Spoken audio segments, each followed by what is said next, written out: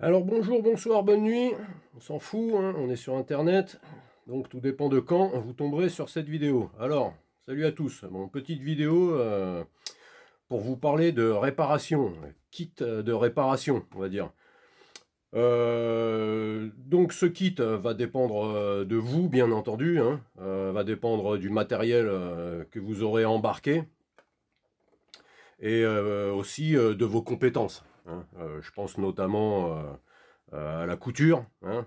Il y en a pour qui c'est pas du tout le truc, hein, mais il y aura d'autres alternatives pour ceux qui veulent pas en entendre parler, on va dire, quoi.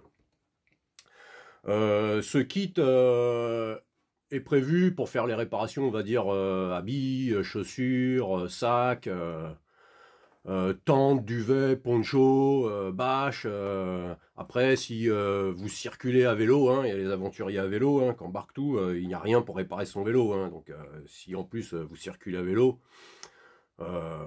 prévoyez ce qu'il faut pour le vélo, hein, notamment pour les crevaisons, on va dire, au minimum, quoi, hein. Après, si vous pétez un frein, on peut toujours circuler avec un frein. De toute façon, les freins, comme dirait l'autre, c'est pour les lâches. Donc voilà, alors.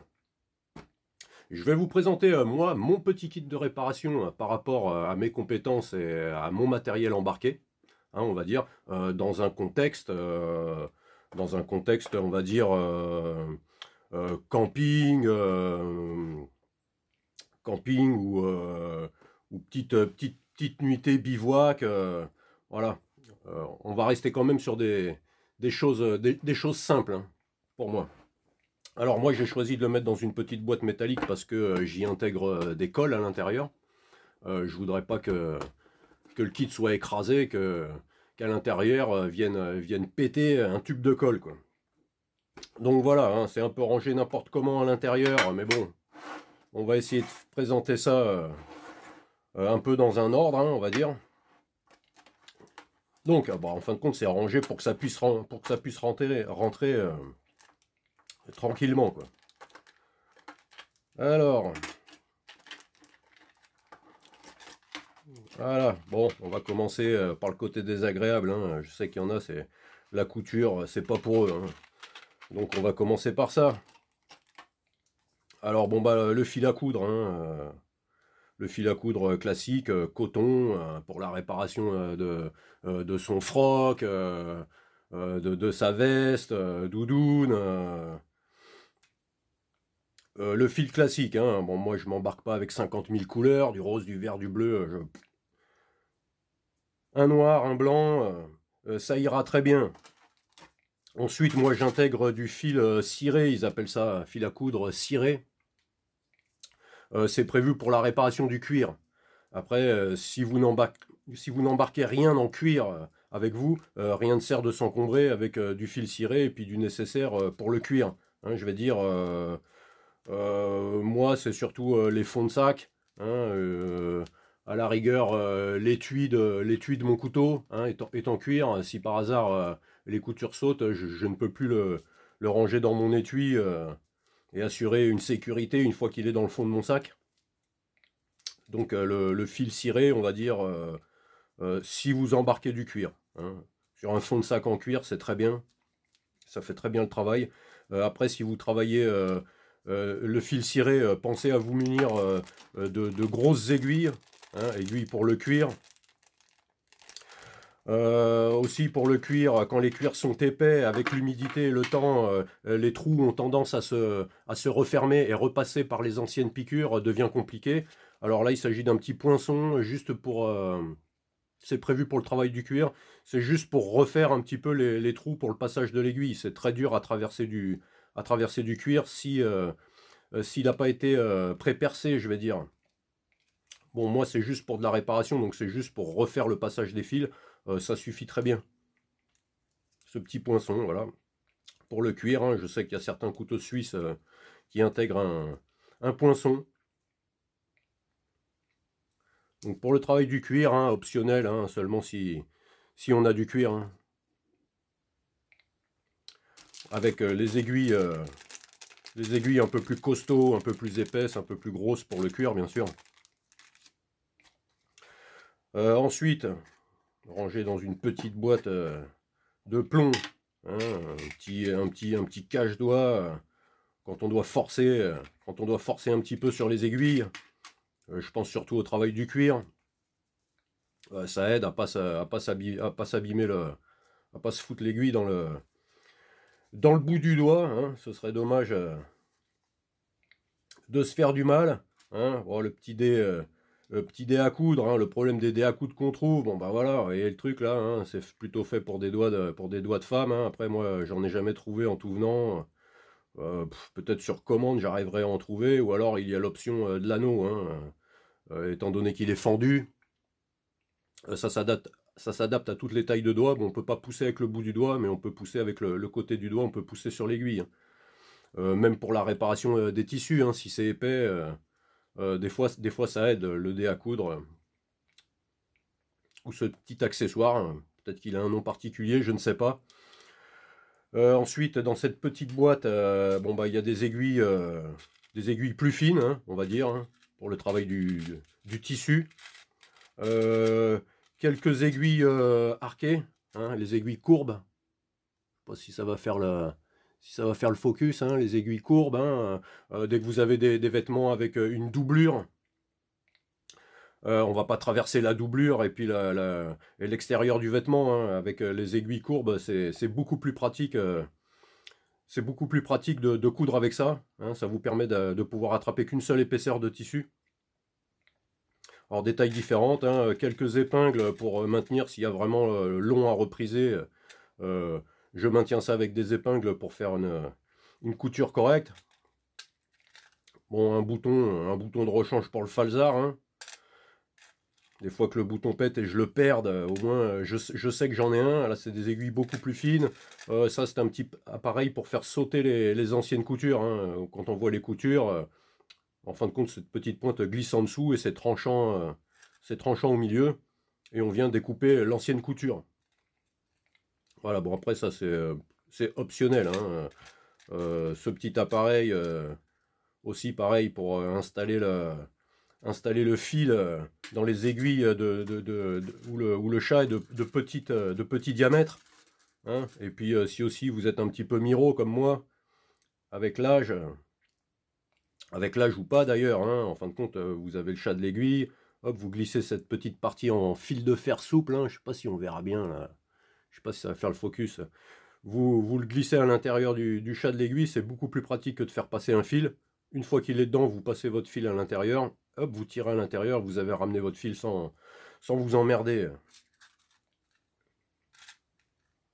Donc voilà, quelques petites aiguilles, hein, des aiguilles courbées aussi, bien pratiques les aiguilles courbées, hein, surtout sur les vêtements avec des doublures. Alors voilà, les petites aiguilles dans la petite boîte, hein, d'autres aiguilles ici pour le cuir. Les grosses aiguilles aussi peuvent vous servir à coudre avec du fil de pêche, hein. Les sacs en nylon, les choses comme ça, où c'est un petit peu costaud. Une lanière de sac en nylon qui est en train de se découdre. Placez un point de renfort avec du fil de pêche. Après, prenez pas du fil de pêche énorme en diamètre, hein, ça sert à rien, hein. C'est bien pratique, hein, plutôt d'attendre que la lanière du sac casse et de vous trimballer le sac sur une seule épaule. Un petit point de renfort sur la lanière qui est en train de commencer à se craquer. Ça dépanne. Bon bah le petit cutter, hein, voilà, hein, petit cutter pour les petits travaux, hein, sur les habits, découper un truc qui dépasse ou quoi que ce soit, toujours bien pratique.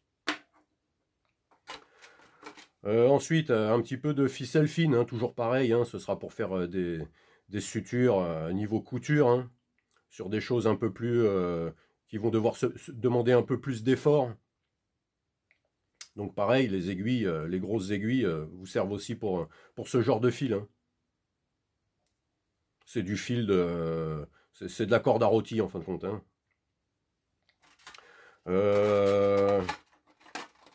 Un petit morceau de paracorde, hein. Là il y a la valeur de 2 grands lacets de chaussures, hein. Si les lacets de chaussures cassent, il n'y a rien de plus chiant que de se balader avec une chaussure qui tient pas, quoi. Voilà, c'est du 3 mm, ça fait complètement le boulot.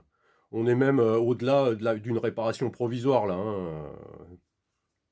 c'est même peut-être plus costaud que des lacets. Après, c'est des chaussures à lacets plats, vous préférez les lacets plats, vous changerez les lacets plus tard. Mais pour faire des lacets, ça va très bien. Donc dans ce petit morceau-là, j'ai la valeur de 2 grands lacets de chaussures. Hein, vous avez fait un feu, vous n'aviez pas vu, une petite braise incandescente qui a sauté, qui vous est tombée sur le dessus de la godasse, elle a commencé à ronger les lacets. Ou alors vous ne vous êtes pas aperçu que vous aviez un lacet avec une faiblesse, et au moment de la marche, quelque chose se prend dans les lacets, ou au serrage des chaussures, ça pète. Alors tant qu'on est à la maison, ça va, on peut se dépanner, mais une fois qu'on est bien loin, voilà, ce petit bout de paracorde qui me servira à refaire, il y a de quoi faire 2 lacets, au cas où, hein, voilà. Un petit bout de fil de fer, hein, il doit y avoir 1 ou 2 mètres là-dedans, je pense 2 mètres de fil de fer, hein, toujours dans la réparation, hein. Un exemple, le sac à dos, les lanières du sac tiennent souvent sur des anneaux, hein, des anneaux en plastique, ou des anneaux, les anneaux sont parfois carrés, hein, un anneau qui casse, on peut plus tendre le sac ou des choses comme ça. Avec le multitool, hein, le fil de fer, vous le travaillez, vous faites 3-4 tours, vous refaites un anneau provisoire, vous installez ça sur le sac, et ça vous dépannera bien. Et pour bien sûr plein d'autres réparations, hein. Des fois c'est plus pratique de placer un morceau de fil de fer que de placer un morceau de ficelle, je dirais. Ce petit ciseau coupe-fil, hein. Alors pourquoi j'aurais pas pris un ciseau classique? Bon, j'ai toujours le ciseau classique dans mon trauma kit, hein. Ciseau Gesco, celui-là est pratique, hein, quand on a les mains, puis il n'y a pas besoin de passer les doigts dans quelque chose, il y a juste à le prendre, à le presser et couper le fil les morceaux dont on a besoin, quoi. Optionnel bien sûr, hein. Ensuite, la colle. Bon bah moi j'ai 2 types de colle, hein. J'ai de la Glu 3. La Glu 3, vous pouvez la prendre en plus grosse bouteille, je vais dire. Mais pour moi, le problème de la Glu 3, c'est qu'une fois ouverte, si on ne s'en sert pas pendant longtemps, bah, elle a tendance à sécher. Et en fin de compte, on pense faire des économies en achetant des gros tubes, hein, parce que les petits coûtent plus cher, hein. Si on voit le prix au litre, c'est beaucoup plus cher. Mais en fin de compte, je pense pas qu'on soit perdant, hein, puisque souvent le tube de Glu 3, on balance la fin, quoi. Donc je préfère partir sur des petites doses, hein, voilà. Petites réparations diverses qui doivent être faites vite fait, hein. C'est pas la meilleure des colles, hein, la Glu 3, mais c'est vrai que, enfin je dis Glu 3, mais on s'entend, colle rapide. C'est pas la meilleure des colles, mais elle dépanne bien parce que ça va très vite de coller des choses, hein. Je sais pas, vous avez pété une branche de vos lunettes ou quelque chose comme ça. Voilà, plutôt que de le faire avec une colle un peu plus performante et puis d'attendre des heures et des heures avant de pouvoir remettre ses lunettes, voire d'attendre le lendemain, avec celle-ci, voilà, vous le posez, au bout de 3-4 secondes, ça prend déjà, vous les laissez reposer 10 minutes. Ça a totalement pris, quoi. Donc la Glu 3, hein, pour les petites réparations aussi, des fois, c'est bien pratique. La Shugo. Alors la Shugo, colle très très très connue dans le milieu de la glisse, hein. Enfin dans le milieu de la glisse, spécifiquement dans le monde du skateboard, hein. Hein, je ne sais pas si vous voyez, le dessus des skateboards, c'est couvert de papier abrasif, hein, comme du papier de verre. On démolit les chaussures à une vitesse phénoménale dans le skateboard. Donc tous ceux qui, comme moi, dans leur jeunesse, ont fait du skate, hein, ou en font encore, je suis quasiment certain que vous connaissez la Shugo, hein. Bon, la Shugo colle très résistante, hein, hyper résistante, ça colle plutôt vite, même si on nous dit d'attendre plusieurs heures, voire 24 heures. Moi j'ai déjà fait des tests sur des chaussures, franchement en 1 heure déjà ça a commencé à bien prendre. Si les conditions sont appropriées, bien sûr, hein. Si c'est gavé d'humidité et qu'il caille, je ne sais pas si... Ouais, il disait 24 heures, voilà. Selon les matériaux et la température, hein. On pourra aller jusqu'à 72 heures, mais franchement, de 1 à 4 heures, ça devient déjà très très rigide, hein. Ça colle sur tout. Ça colle vraiment sur tout, ce truc-là. Vous pouvez réparer une entaille dans des bottes en caoutchouc, l'entaille sera réparée et étanche. Et ça colle très très fort, hein. Alors, si vous voulez l'enlever après derrière, il va falloir gratter, hein. L'étalez pas avec votre couteau ni avec vos doigts, hein, parce que c'est chiant à enlever. Ensuite, c'est surtout que c'est irritant. Hein. Maintenant, je sais qu'ils en font une nouvelle en ce moment, et ça s'appelle la Shugo 2. Hein. Ils ne sont pas pris le chou pour lui trouver un nouveau nom. Elle s'appelle la Shugo numéro 2. En même temps, pourquoi changer de nom alors qu'elle est très connue, cette colle? C'est une nouvelle recette. Hein. Il n'y a plus la tête de mort dessus. Par contre, j'ai entendu dire qu'elle était plus liquide. Alors, est-ce que c'est... Parce que le fait qu'elle soit épaisse, c'est pratique, on l'applique vraiment où on veut. Hein, moi, quand je m'en sers, je prends un petit bout de bois, je le coupe en palettes, là, comme un bâton de glace, et puis je travaille avec ça. Hein, pour faire un truc propre, il y en a qui le font avec un glaçon, mais disons que si on est à l'extérieur, on n'aura pas des glaçons. Après, à la maison, là, il y a tout un tas de choses, ils peuvent très bien aussi se servir à la maison. Hein. Donc la Shugo, hein, réparation de chaussures, les balafres sur les chaussures, les balafres sur le caoutchouc, même une semelle qui se décolle. Hein, vous glissez ça entre la chaussure et la semelle, vous le mettez vous mettez ça sous presse. La Shugo, très très bonne colle, hein, pour ceux qui ne connaissent pas.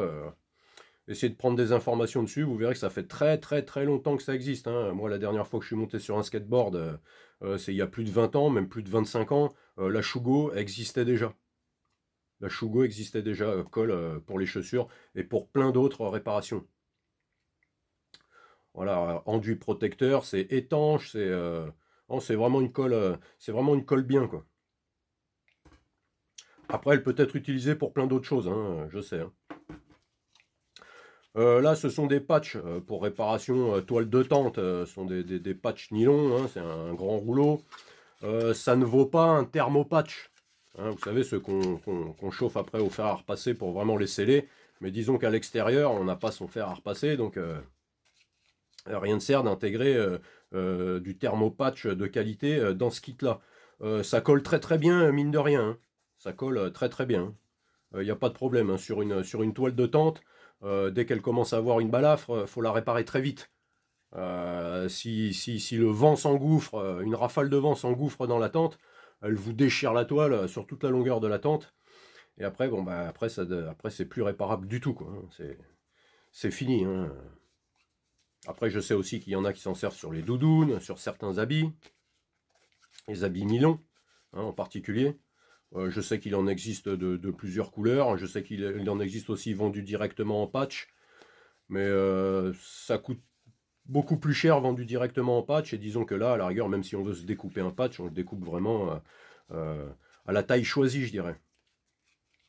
Donc voilà, de quoi réparer les tentes, les habits en nylon, hein, le patch autocollant.